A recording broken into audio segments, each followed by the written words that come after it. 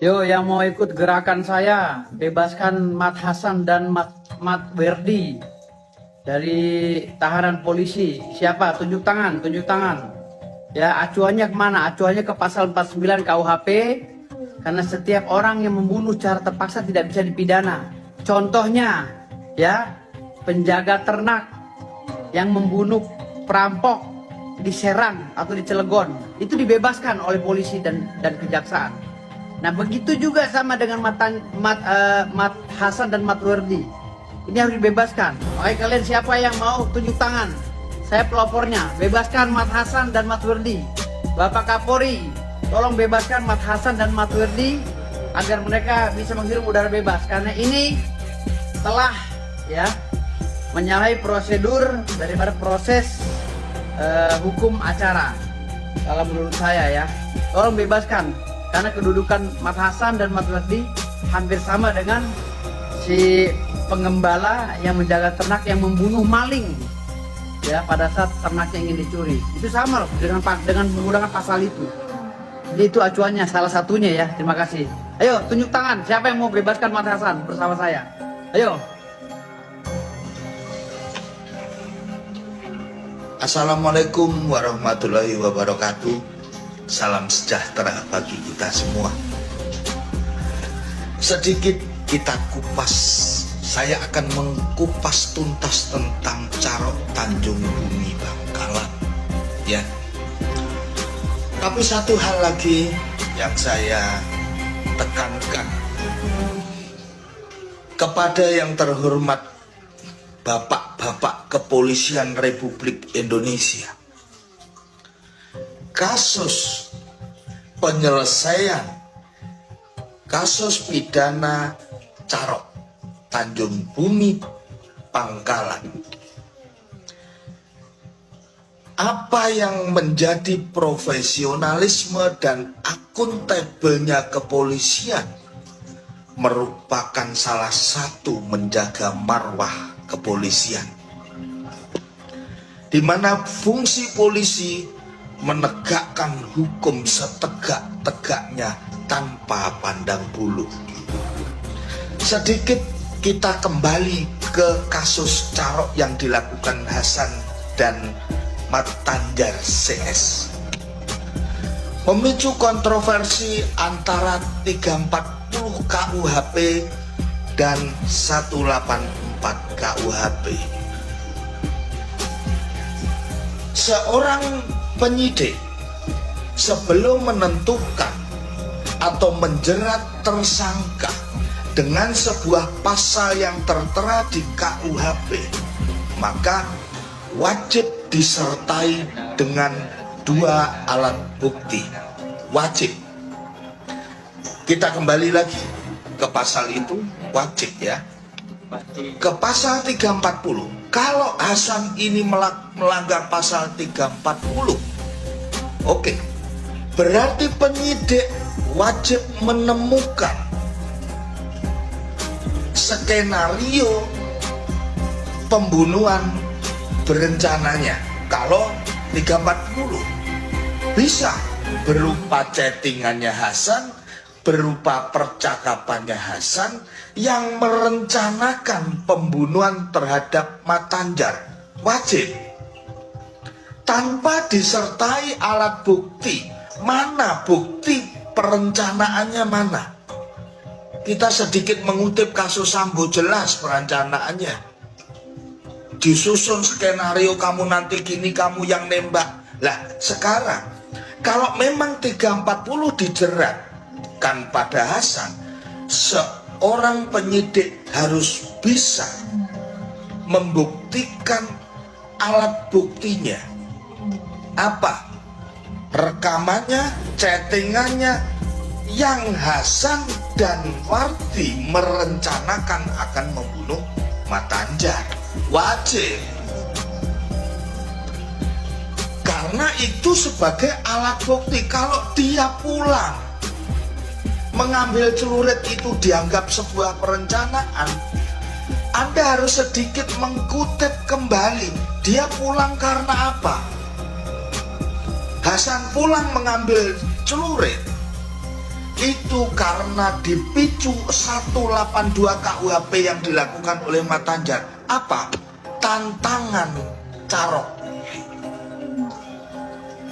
Adakah orang yang ditantang di muka umum dia pulang? Kalau Hasan tidak balik ke lokasi, adakah yang akan menjaga keselamatan Hasan kalau suatu ketika Mat Tanjar datang ke rumahnya dan mengobrak-abrik keluarganya Hasan? Ada yang menjamin? Nggak ada. Di situ bentuk membela diri, bentuk menjaga harga diri, dan bentuk sebuah tindakan yang menjaga segala kemungkinan Mat Tanjar akan menyerang balik ketika Hasan tidak balik ke lokasi. Sedikit Anda pelajari itu, ya, dipelajari. Nah, yang kedua,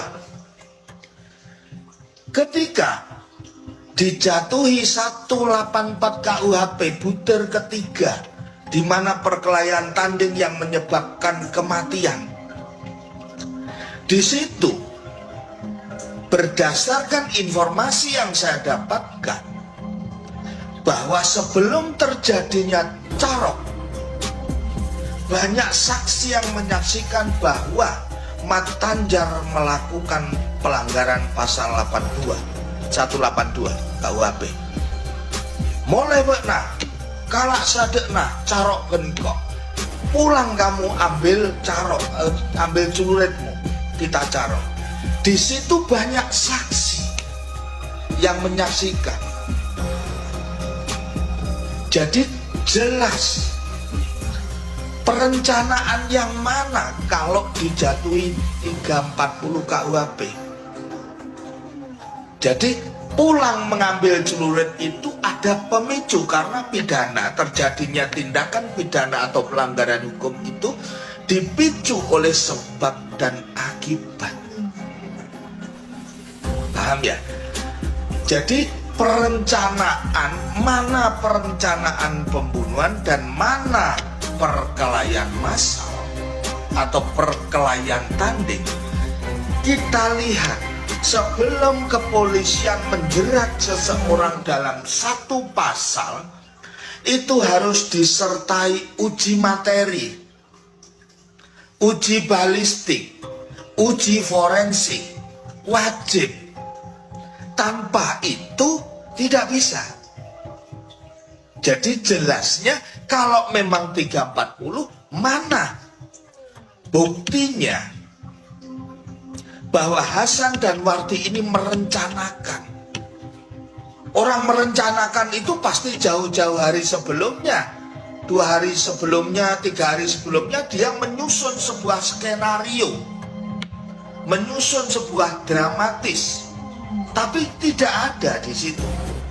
Dia menyusun skenarionya, nggak ada, perkara dia pulang mengambil celurit dan kembali ke lokasi itu dipicu 182 KUHP yang dilanggar oleh Mat Tanjar.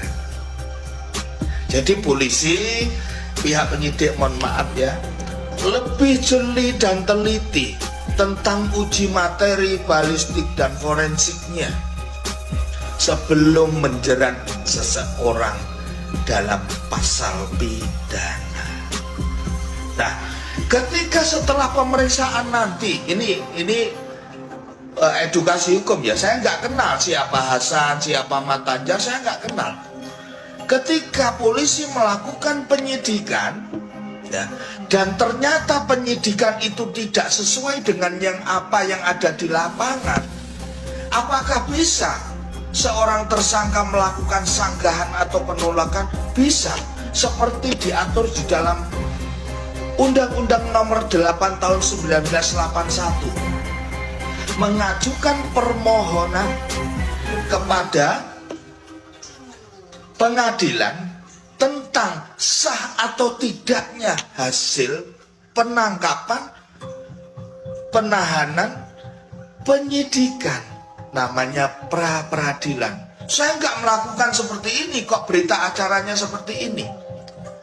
Hal ini dilakukan oleh hakim pengadilan ya, dilakukan oleh pengadilan atas permohonan tersangka. Permohonan tersangka, keluarganya, kuasa hukumnya, atau yang lain. Yang lain itu apa? Komunitas, mungkin organisasi, mungkin bisa melakukan itu.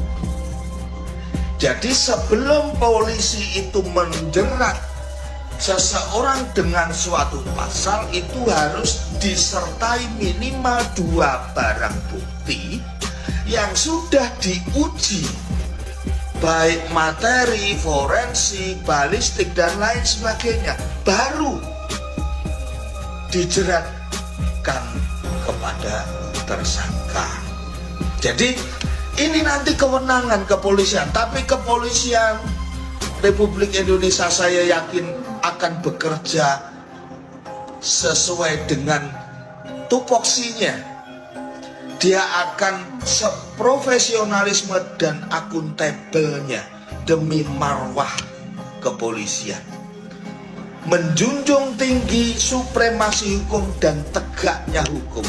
Kita akan ikuti dan kita akan simak dan kawal seperti apa hasil keputusan penyidik. Apakah 340 atau 184 KUHP ayat 3. Salam saudara de Taretan Madura. Salam sehat dari sopir angkota. Kita akan kawal apa yang akan dijeratkan oleh Hasan CS. Ingat, terjadinya 184 KUHP atau 340 KUHP karena ada 182 KUHP yang dilakukan oleh Mat Tanjar. Tantangan. Salam sehat dari sopir angkota.